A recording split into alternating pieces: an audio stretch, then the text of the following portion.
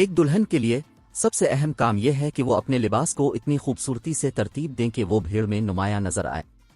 ایک لڑکی اپنے بچپن کے آغاز سے ہی اپنی شادی میں سب سے بہترین لباس پہننے کا خواب دیکھتی ہے اور گلیرے پر چلتے ہوئے فرشتہ کی طرح نظر آتی ہے۔ 5 سال کی عمر سے ہم لڑکیاں اپنے سر ڈھانپنے کے لیے اپنے دوپٹوں اور تکیے کے غلاف کا استعمال کرتی ہیں، گویا وہ پردے ہیں، اور پھر اچانک ہم بڑے ہو جاتے ہیں اور سب سے خوبصورت لباس چننے کا اصل فرض ہم پر آ جاتا ہے۔ ٹھیک ہے، اس حقیقت سے انکار نہیں کیا جا سکتا ہے کہ ہر دلہن اپنی الماری کے انتخاب میں صرف کیل لگاتی ہے۔ دلہن سمرن نے بھی ایسا ہی کیا، جس کی شادی کے ہر لباس نے ہمارے جبڑے فرش پر گرائے تھے۔ اسے سادہ لیکن خوبصورت رکھتے ہوئے یہ سمرن کا اپنی شادی کے ہر لباس میں کیل لگانے کا خیال تھا۔ لہٰذا مزید تڑپ کے بغیر آئیے سمرن کی پوری لاک باک میں کودتے ہیں اور اسٹوڈنٹ آف دی ایئر سے الشانایا کی اس کی اندرونی دنیا میں کھو جاتے ہیں۔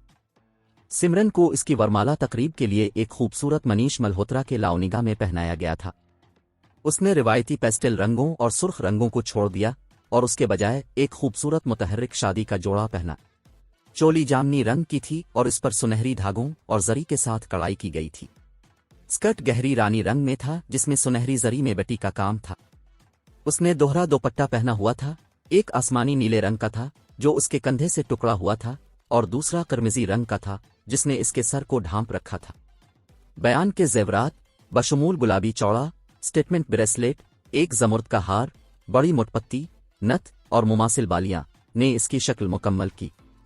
اس کا میک اپ بھی اس کے لباس کی خوبصورتی کو مد نظر رکھتے ہوئے ایک خوبصورت انداز میں کیا گیا تھا، اور وہ لڑکا اس نے منیش ملہوترا کی دلہن کے طور پر کیلوں کو جوڑا۔ اپنے آنند کارج کے لیے سمرن نے جینتی ریڈی کا ٹکسال سبز رنگ کا شاریرہ سیٹ عطیہ کیا۔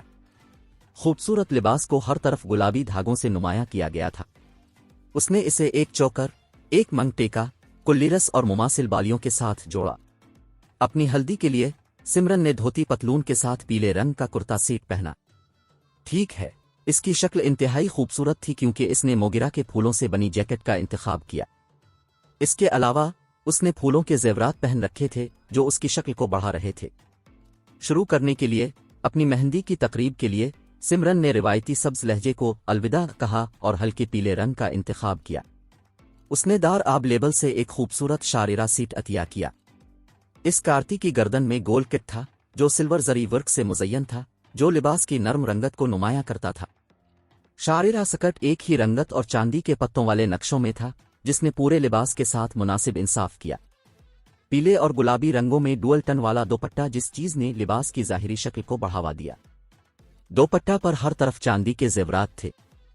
سمرن نے اپنا لباس ایک بہت بڑا مانگ ٹیکا، مماثل بالیاں اور جھومر کے ساتھ پہنا تھا۔